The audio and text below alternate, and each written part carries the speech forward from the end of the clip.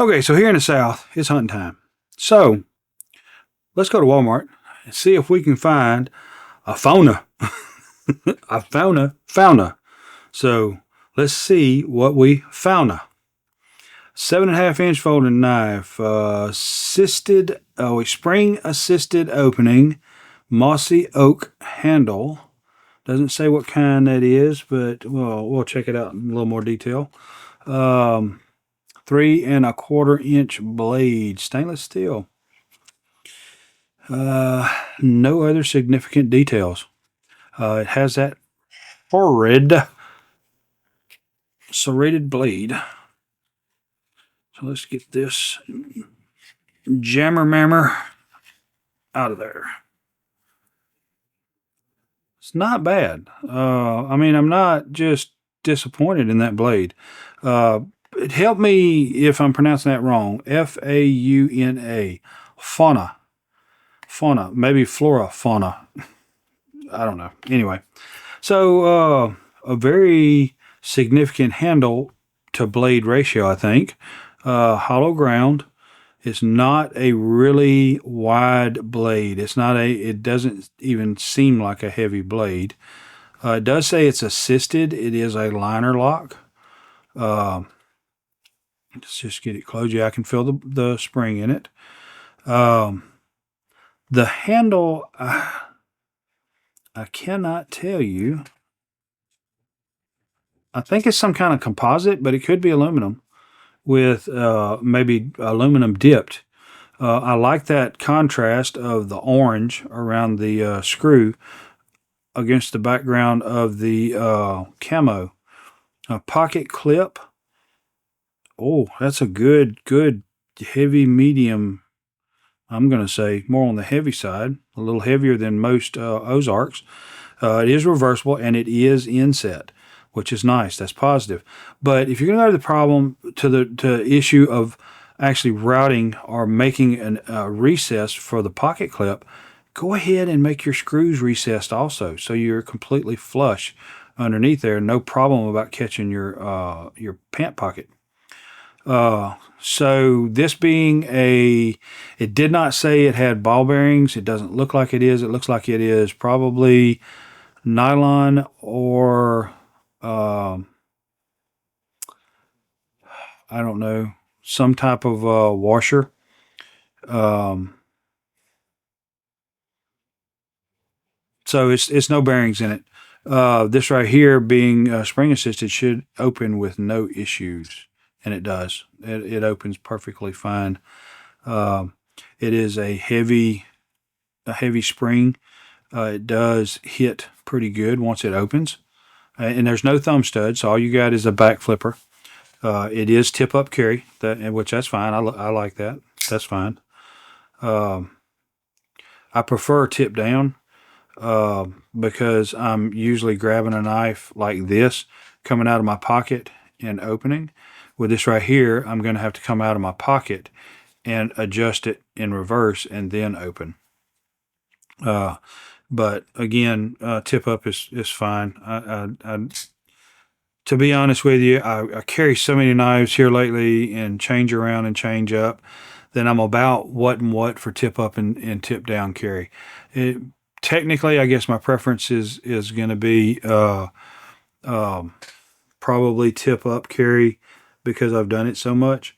But safety wise, I'm going to say tip down, because I have reached into my pocket and with a tip up carry knife and drew red fingers out. So here you have the liner lock. There's a slight cutout. I don't know if you can see that, but there is a slight cutout. For me, it's not enough because of my fat fingers, but you do have jimping on that liner lock, and so I can get it over. I just have to get used. If I carried this knife all the time, which I do, I would recommend this as of now for a EDC knife, but I would have to get used to catching it really good and bringing it in.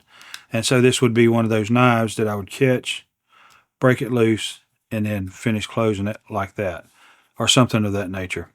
You only have one way to open it, and that is through the flipper. it would be cool to have a thumb stud. That would make it even better, but that's fine. I don't have to have that. The blade, which I haven't looked at that on all of them, it is slightly to the right, which is fine. You can fix that because the blade being over here or over to this side, come out here and push the blade to the same side up here. Loosen this screw up, push the blade over, tighten the screw back up, and when you close it, your blade will come more center, if that makes sense. Hopefully it does. So I think it's cool. In the hand, of course, the whole knife disappears in my fist. A little bit sticking out, but does it?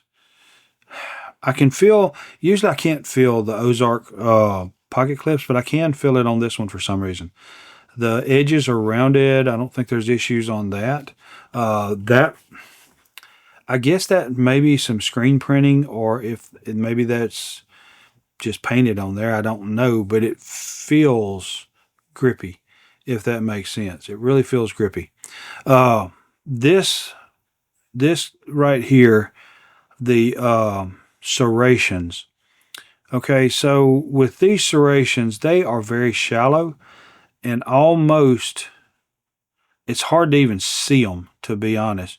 You have to just know they're there. So maybe you can see the serrations against that backdrop. I don't know. But they're short. That's maybe about an inch of serrations there. And so that makes that not so bad. Now, when you got serrations that are huge and prominent and go way down the blade, the longer they get, the uglier they get. I just don't like serrations. I don't use them. That is a shallow hollow grind. Of course, that's going to be pokey sharp. But right here, what little bit of blade you got left with those serrations on there is decently sharp. It's not, I don't think it's shaving sharp, but it is decently sharp. Maybe just around that crown, around that bend there, I can feel a little bit of rolled edge. Not much, but just a little bit. You don't have a whole lot of back on this knife. Pretty much from the top, it goes almost just maybe a 1/4 inch at widest into the bevel, going into the hollow grind. Overall, I like the knife. I do. I like camouflage stuff. It feels good, solid. It's not super heavy. It's not super light. It's got some weight to it. It feels like it's got a really good lockup. So your spring starts at 90 degrees, maybe a little better than 90 degrees. Your spring is engaged. And then, let's see, right there. You almost push it closed, but then it'll go ahead and pull itself on in. So it's got a good spring set up in there. Now I don't see the spring.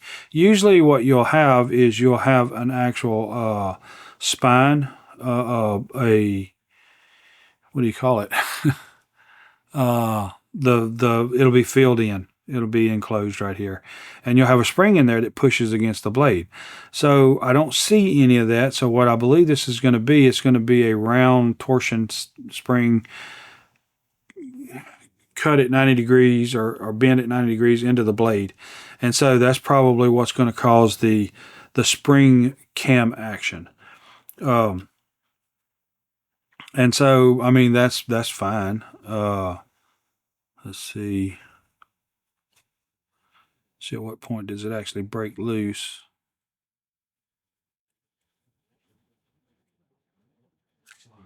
And then it comes on open. So let's see if I can do, I know obviously you can do a light switch. But let's see if I can do a push button. And you can. So, I mean, you got a little bit of play here. This is not a real fidgety knife other than the fact that it's a good solid switchblade-ish style opening. So that's nice. The camouflage coloring as well as the contrast with the orange around the screw, that all looks good. And of course, you know, the blade is no side to side. and no up and down. So the blade's in there good and solid. It's a nice, narrow, juggy blade, really. So this would be a good, uh, pocket knife for in the woods hunting. I think this would be a perfectly fine knife for that. Just don't drop it because you're not going to find it. In the pocket clip, I would rather it not be so shiny silver. That would probably be a downside in my opinion.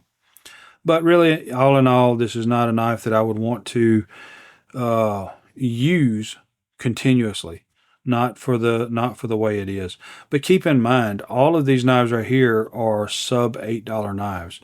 They're not even in the $10 category of the proverbial original bug out killer. Um, Although I think this is another one that I would recommend. So far, I've maybe looked at what is it, five fixed blade and some pocket knives, and one of them I do not recommend. It's like the recent no name one, and then there's a white one. I think it was the Glacier that. I recommend, but it's like limited. It's kind of cheesy, but this is okay. I would say go ahead and get it if you're inclined to or if you're tempted to. Are there better options? Yes, there are better options. This is a better option here. But then again, what is your point? What are you looking for? What do you want? Are you looking for utility? Are you looking for looks? Are you looking for feel? Just whatever. One or the other is going to fit your bill. This right here, I think, has got better utility purposes. The blade is probably about the same thickness. They both have full liners. This is a cross lock. This is a liner lock. You have a lanyard here. You don't have a lanyard here. They're both recessed, and you can change your pocket clips. They're both tip-up carry. So, in all honesty, it is, what is your preference? This has utilitarian purposes. This has an added advantage, and yes, the serrations are advantages for cutting ropes and sawing through hard to cut stuff. I get that. I just don't like them. They don't look good. They take away from some of my blade. I want all of my blade. If I had a 14-foot blade, then yeah, give me a few inches of serrations on the bottom of it, because I got 14 foot of blade. So anyway, but I think it would be fine. It's got a nice feel to it. It's got some weight. It's got some heft. This coating, I would assume, would stand up the same as all the other Ozark Trail coated blades. I can't say for sure, but I would assume it would. And I've put some through some work, and it hasn't torn the coating off. So it's some kind of I would say some kind of a polymer, or maybe like the old Duracoat or something like that type finish. The things I would improve with this knife is get rid of that serration. Come over here, and that blade, that lock up. I would take this and I would give a better cutout in here, so you get more in that liner lock to disengage it.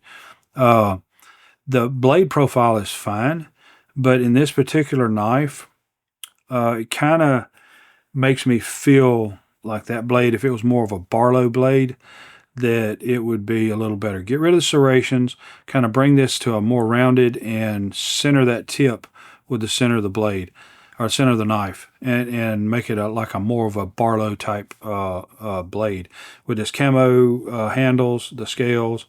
I think that would make improvements on this knife right here, and be pretty cool upgrades, in my opinion. But recommend it? Yeah, I recommend it. I think it's a decent enough knife to get for the dollars you'll pay. I never down a knife because there's better ones out there. Yeah, there are. The most expensive knife I got, there's a better knife out there than that one.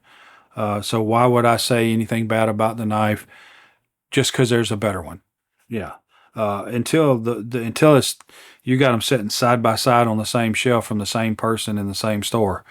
Yeah, I would recommend one over another one and tell you, no, don't get this one. Get this other one instead because they're right there. Um, anyway, yes, it's a buyer. Get it. I think the hunter in your family wouldn't have a problem with sticking it in his hunting bag or throwing it in his squirrel vest or just whatever. So yeah, buy it. I don't think you'll regret getting it. I thank you. I appreciate spending time with you, and I will see you next time. Your time is very important to me, and I thank you for spending it here with me. Thanks, and God bless.